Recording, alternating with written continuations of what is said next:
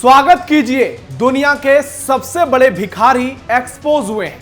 आतंकिस्तान यानी पाकिस्तान एक बार फिर इस नापाक मुल्क की ऐसी शर्मनाक बेइज्जती हुई है जिसके चलते मुनीर और शहबाज को चुल्लू भर पानी में डूब जाना चाहिए। दुनिया का एकमात्र देश जो बार बार खुद की बेइज्जती कराकर भी चैन नहीं लेता। हमारे समाज में एक कहावत है, जब चोर धर्म की कहानियां बताने लगे तो समझिए ये चोर अब किसी काम का नहीं है। अब यही हाल भारत के निकम्मे, नकारे और नौटंकीबाज पड़ोसी मुल्क पाकिस्तान का हुआ है, जो बुरी तरह से एक्सपोज हो गया है।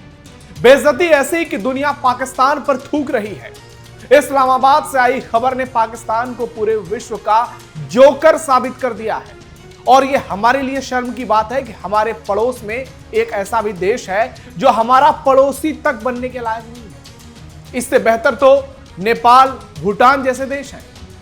ईरान अमेरिका के बीच चल रहे जंग के बीच अमेरिका और ईरान को एक मेज पर लाने का दावा करने वाला पाकिस्तान एक होटल का बिल नहीं चुका पाया।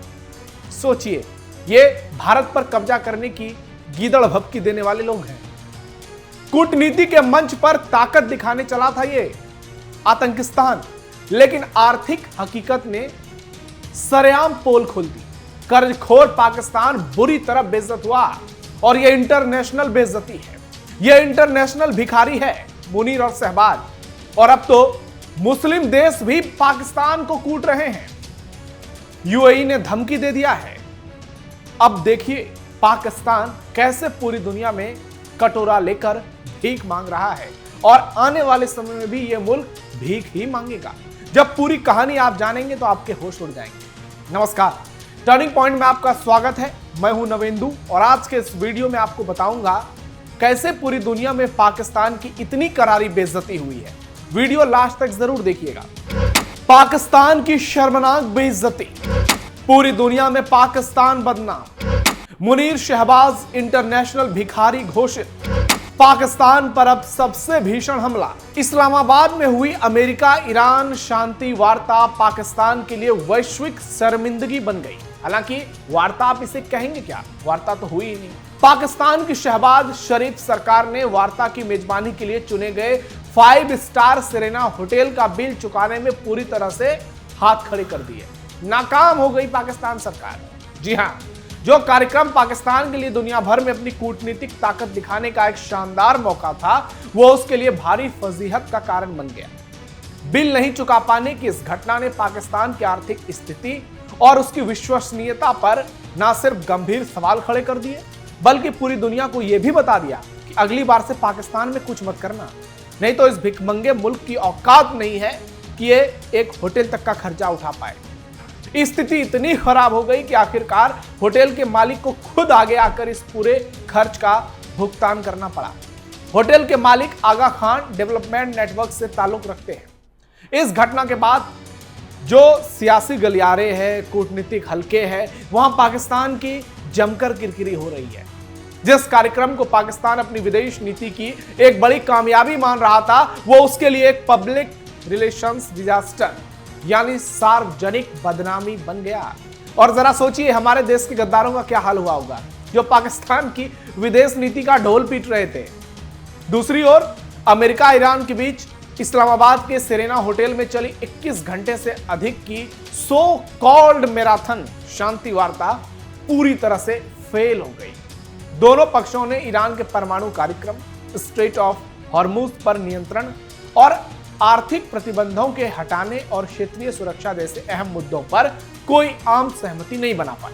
बातचीत का मूल उद्देश्य चल रहे ईरान युद्ध को समाप्त करना, नाजुक युद्ध विराम को मजबूत करना, लेकिन गहरी असहमति और आपसी अविश्वास के चलते यह बिना किसी ठोस समझौते या डील के समाप्त होगी। इस असफलता ने न केवल मिडिल ईस्ट में स्थायी शांति की उम्मीदों को बड़ा झटका दिया, बल्कि पाकिस्तान की गेम चेंजर बनने की सो कॉल्ड भूमिका पर जबरदस्त तमाचा जड़ा और पूरी दुनिया को बताया कि यह मुल्क सिर्फ एक ही चीज कर सकता है, और वो है आतंकवादियों को पैदा।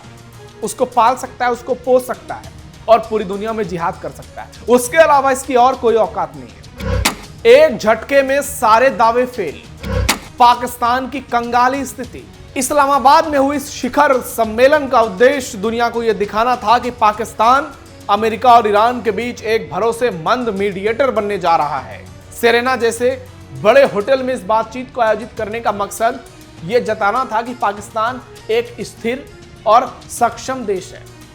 होटल का एक सामान्य सा बिल न चुका पाना इस बात को साबित करता है कि पाकिस्तान के बड़े बड़े कूटनीतिक दावे और उसकी जमीनी सच्चाई जमीन आसमान दोनों का फर्क है।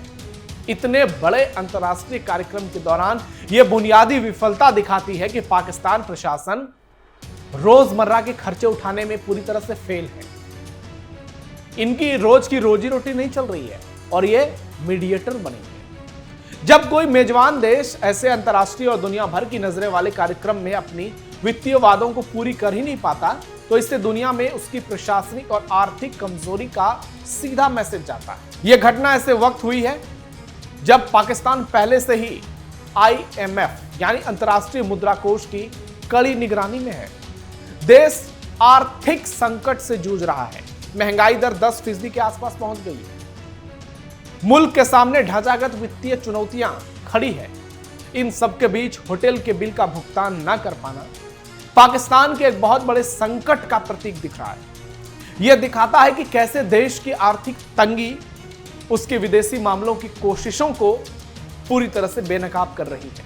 यह तो वही हाल हुई, आपने अपने घर में मेहमान को बुलाया और फिर कहा कि आपको जो खाना है अपने पैसे से खा लो। सोचिए, एक तरफ हमारा देश है अतिथि देवो भव और एक तरफ यह भिखमंगा मुल्क है। UAE की पाकिस्तान को आखिरी अल्टीमेटम, पाकिस्तान पर कर्ज का भारी दबाव। पाकिस्तान इस वक्त चारों तरफ से घिरा है। उसके पड़ोसी उसको चौतरफा कूट रहे हैं।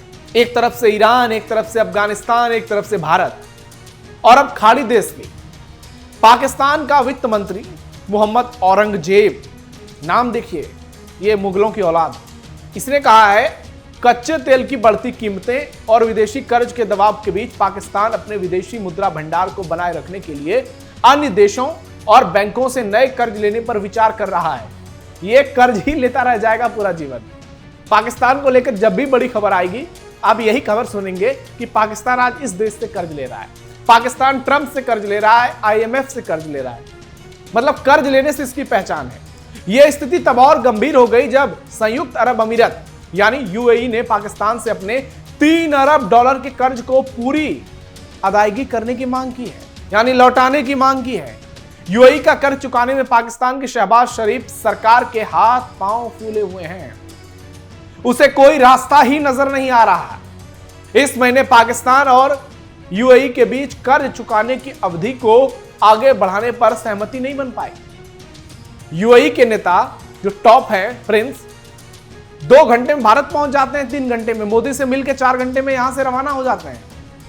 मतलब मुस्लिम देशों के भारत के साथ संबंध देखिए, और ये मुस्लिम देश पाकिस्तान को कूट रहे हैं।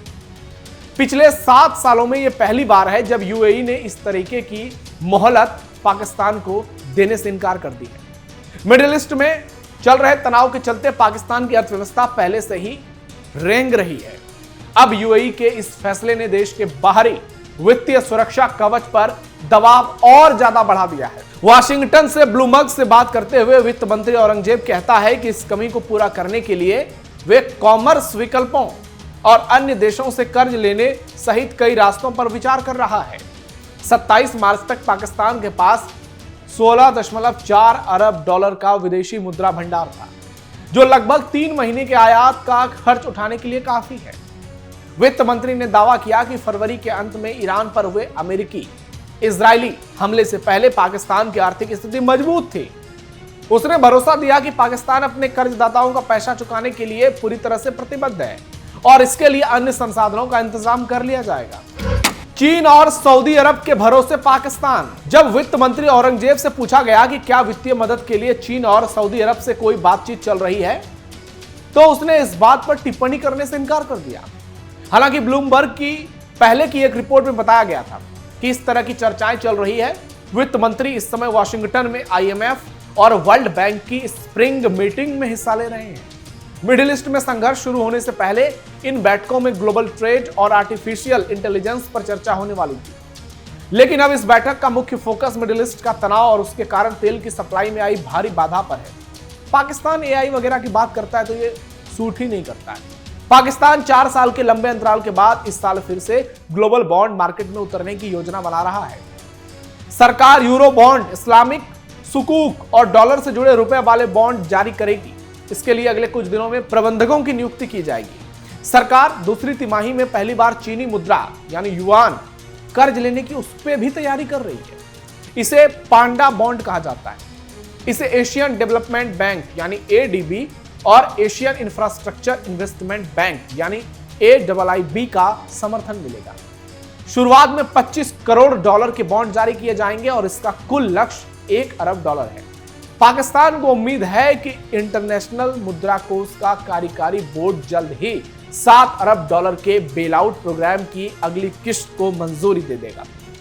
इस मंजूरी और क्लाइमेट रेजिलेंस फंड को मिलाकर पाकिस्तान को करीब 1.3 अरब डॉलर की कुल रकम मिल सकती है। वित्त मंत्री ने यह भी स्पष्ट किया कि वर्तमान तेल संकट के बावजूद पाकिस्तान फिलहाल IMF से अपने मौजूदा प्रोग्राम को तेज करने या रकम बढ़ाने की कोई मांग नहीं कर रहा है। उसने कहा, अगर हमारी अर्थव्यवस्था में कोई कमजोरी आती है तभी हम IMF से इस बारे में बातचीत करेंगे। अभी के लिए ऐसा कोई विचार नहीं है। होटल का बिल नहीं चुका पा रहे ये लोग। कुल मिलाकर पाकिस्तान एक तरफ अपने पुराने कर्ज को चुकाने का दबाव तो झेल ही रहा है, दूसरी तरफ नए बॉन्ड जारी करके और IMF की मदद से अपने विदेशी मुद्रा भंडार को स्थिर रखने की भी कोशिश में लगा हुआ है। यानी पाकिस्तान किसी तरह से कहीं से भी पैसे लेने के लिए मरा जा रहा है। अगर ट्रंप ने अपने थाली के नीचे मुनीर को खड़ा ना किया होता, अमेरिका जाकर यह भीख ना मांगता, तो आज इसकी क्या स्थिति होती आप समझ चुके हैं। और अब पूरी दुनिया में पाकिस्तान इसी तरह से लगातार बेनकाब हो रहा है।